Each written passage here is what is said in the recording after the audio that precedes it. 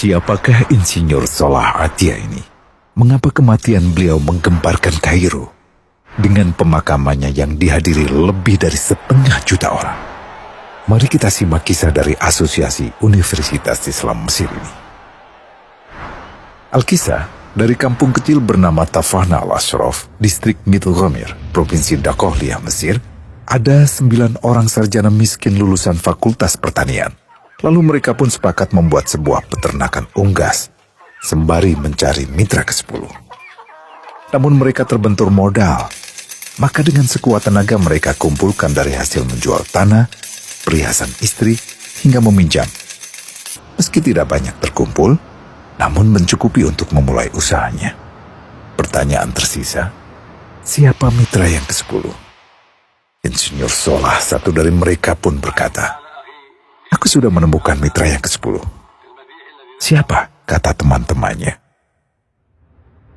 "Allah," lanjutnya. "Allah akan menjadi mitra usaha kita yang ke-10. Allah akan mendapat 10% dari keuntungan kita. Dengan perjanjian, Allah yang akan memberikan perlindungan dan pemeliharaan, keamanan dari segala wabah penyakit."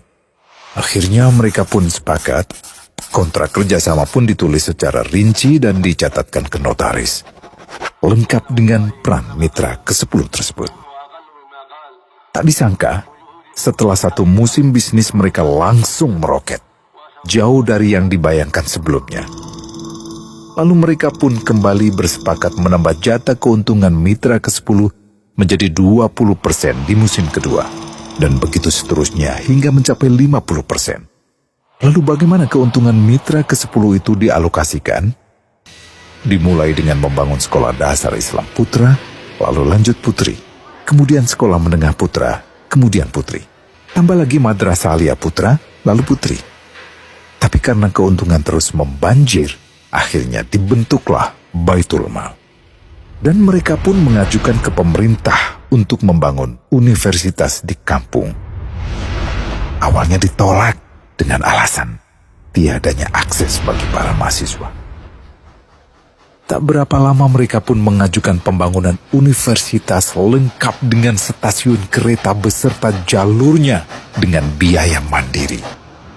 Akhirnya permintaan ini disetujui, dan pertama dalam sejarah Mesir berdirilah sebuah universitas di perkampungan kecil.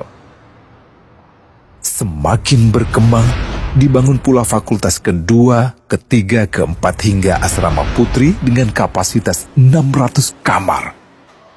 Lalu asrama putra dengan 1.000 kamar. Tiket kereta api pun digratiskan untuk memudahkan transportasi menuju kampung tersebut. Tak cukup hanya itu, dibangun Baitul Mal berikutnya hingga hilang kemiskinan di daerah tersebut. Dan program ini diduplikasi ke kampung-kampung lain hingga bisa dikatakan tak ada kampung yang disinggahi Insinyur Salah kecuali akan dibangun Baitul Mal untuk warga. Bantuan pun diberikan untuk fakir miskin dan para janda. Pemuda pengangguran pun dilatih untuk mengelola perkebunan sayur hingga mandiri, bahkan sampai bisa mengekspor ke negara tetangga. Pada saat panen raya, seluruh penduduk dikirimi paket sayur. Di hari pertama Ramadan diadakan buka puasa bersama untuk seluruh penduduk desa. Mereka memasak dan hadir ke lapangan yang dipenuhi beraneka makanan. Disiapkan juga perabotan untuk gadis-gadis yatim yang ingin menikah. Dan ini semua merupakan sedikit dari banyaknya kebaikan yang dilakukan oleh Insinyur Salah. Hingga pada akhirnya disepakatilah keuntungan perusahaan 100% untuk Allah. Insinyur Salah yang awalnya adalah salah satu mitra usaha berubah menjadi karyawan Allah. Dia hanya menerima gaji, namun dia memberikan Tuhannya syarat agar membuatnya hanya butuh kepadanya dan hanya meminta kepadanya. Inilah sosok Insinyur Salah Atia, aktor utama kisah menakjubkan ini. Keikhlasannya membuat ia sama sekali menolak terkenal di media massa.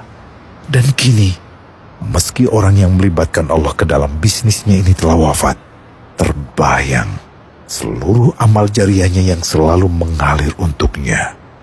Masya Allah. Pertanyaannya, akankah ini hanya menjadi sebatas kisah saja? Atau menjadi teladan bagi kita untuk mengikuti jejaknya?